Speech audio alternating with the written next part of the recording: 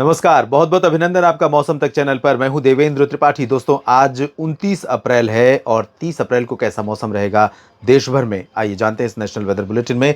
आप जानते हैं कि इस समय अलग अलग मौसमी सिस्टम भारत के ऊपर लगातार भर भर के बादल भेज रहे हैं और ये भर भर के बादल यहाँ पर सिर्फ दिखने वाले बादल नहीं हैं, ये गरजने वाले ही बादल नहीं हैं, बल्कि ये बरसने वाले भी बादल हैं। और ये इस तरह बरस सकते हैं जिसमें ओलावृष्टि भी हो सकती है और कहीं कहीं पर ऐसा हो सकता है आने वाले दिनों में कि लगेगा कि बादल फट गए हैं और इससे सामान्य जनजीवन को बड़ा नुकसान भी हो सकता है। और ये स्थिति मैं आपको बता रहा हूँ, कश्मीर से लेकर हिमाचल, उत्तराखंड और लद्दाख, जम्मू कश्मीर, साथ ही साथ पंजाब, हरियाणा के बीच में हो सकती है। मध्य भारत में महाराष्ट्र और मध्य प्रदेश में हो सकती है और दक्षिण में केरल, कर्नाटक और तेलंगाना में हो सकती है। इस तरह की स्थितियाँ पूर्वोत्तर में हो सकती हैं और राजस्थान में कुछ एक जगहों पर हो सकती हैं। तो ये बड़ी ही असामान्य स्थिति है। आमतौर पर इस तरह का मौसम हमें प्री मानसून सीजन में देखने को नहीं मिलता है, लेकिन इस बार मिल रहा है।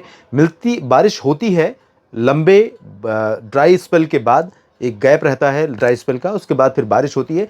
तो ये बारिश कब तक चलेगी इसकी बात हम अगले बुलेटिन में करेंगे। फिलहाल 30 अप्रैल को कहाँ कहाँ बारिश हो सकती है, आइए सबसे पहले ये जान लेते हैं।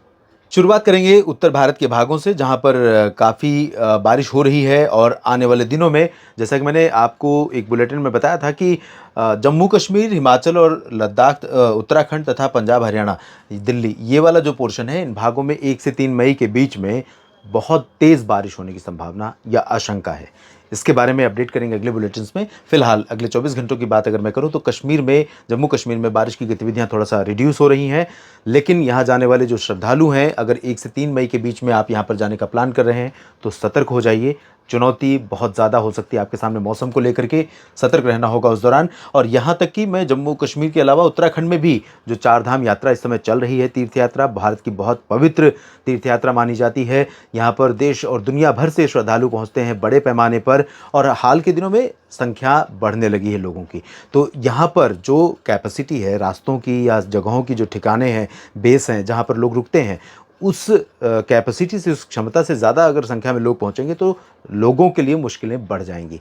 एजेंसियों को इस बात का ध्यान रखना चाहिए और लोगों को भी इस बात का ध्यान रखना चाहिए कि अनावश्यक, ऐसा नहीं है कि इस बार दर्शन करने का मौका आपको नहीं मिला तो आगे नहीं मिलेगा।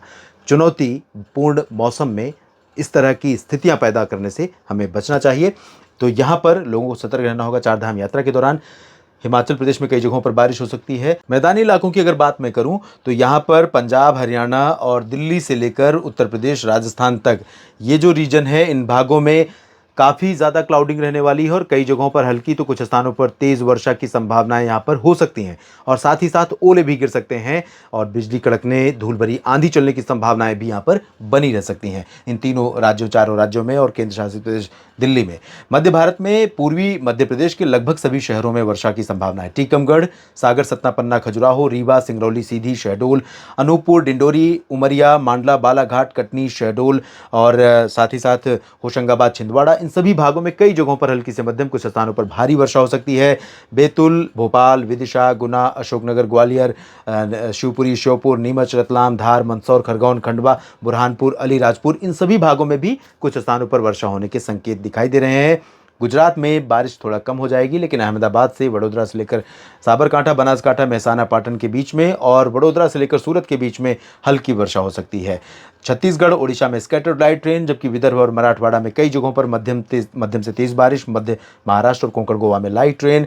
गोवा में हल्की बारिश की संभावना रहेगी। तेलंगाना, आंध्र प्रदेश, केरल, कर्नाटक, तमिलनाडु यानी साउथ पेनिनसुलर रीजन में कई जगहों पर कल भी मूसलाधार वर्षा की संभावना है, आशंका है। और यहाँ पर चित्रदुर्गा, अनंतपुर, चित्तूर और साथ ही साथ हसन, बेंगलुरु, मैसूरू, मंगलुरु से लेकर के सेलेमपुर और